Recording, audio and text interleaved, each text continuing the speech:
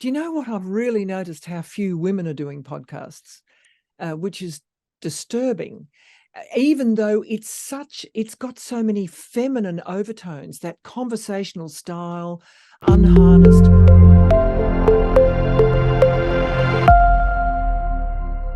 So the thing I loved about journalism was it exhausted or satisfied my curiosity.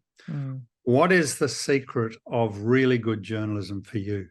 To me, the secret is now sort of not just reacting to the news cycle and being incredibly repetitive. And to me, trying to forecast where a story is likely to go. In my work now, I talk to journalists across all platforms, and what shocks me is a huge variety. I'll give you an example. I was speaking to a journalist at news.com.au. She was doing an investigation on a religious sect, and I said, come and meet the people in the sect. Come and meet the main players so you can conduct your investigation. And she said, I don't need to. I found it sort of depressing. Oh, I think it is depressing. Well, I know it's depressing. Look, the only thing I can say on her behalf is that I think being in the flurry of daily journalism, I mean, I'm in weekly journalism, is that you can't meet people and meet your deadlines. So you learn to adapt around that. There's a point at which they have to stop and write. So what demands do you make then of you've got 3 part-time producers to help you put together Saturday Extra. What rail tracks do you give them so that they can meet the ethical obligations and the quality that you need? Well, it's a very good question. I usually I put a lot of store by coming up with an angle as opposed to just a description of the issue. I think this is a classic trap. People think that you just describe, the ongoing Gaza, Israel. Well, what? I mean, they know very strongly, actually, if I think about it, that they've got to try to find someone new or someone who's notably saying something fresh. Do you get a choice of the people that you work with?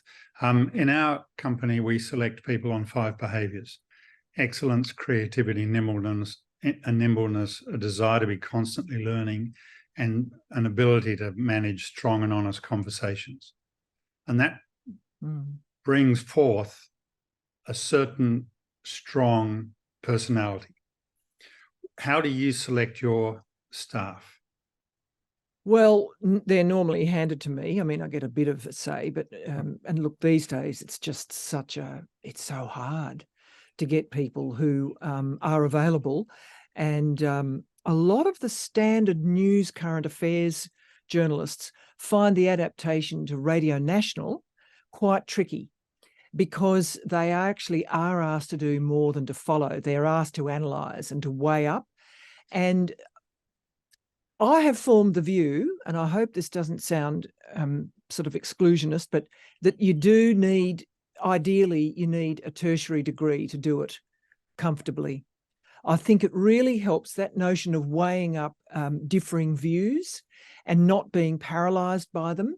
The other thing, just following on from what you said, one of my problems with Insiders these days is that it doesn't give me contrary views. A lot of the people who appear on the program say things that I agree with, which is just disappointing, because I actually want different points of view so I can challenge my own assumptions, if you like. And this goes to what you said a couple of minutes ago about being analytical. And when we were speaking about this interview yesterday, you said the issue is being descriptive journalism versus analytical journalism. This is very much what I've come to, particularly watching a lot of foreign correspondence, for instance. This is where it's on sharp display, in sharp focus, shall we say. And the mature ones who can, I always say, they give you what you can't see. The less so give you what you can see. Well, it's the difference between news reporting and current affairs reporting. It is. One of the things I love about that we're learning about the Israeli-Gaza mess is the analytical journalists who go in and try and work out why on earth what's the end game for Hamas. And there has been some magnificent reporting on podcasts to do with working out why actually Hamas did it, what's their end game, and how is Israel going to sort this out, if it can at all. Look, I agree. In fact, after we were chatting before, I went and listened to that excellent Ben Hubbard on the Daily. It was very, very good. But like you see now, he had enough intellectual confidence to say, honestly, I can't see where this is easily going.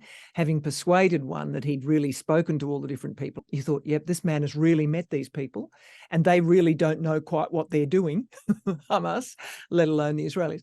Look, there's a really important thing here, because I think if we go in, this is my developing a notion, a present participle, still developing view.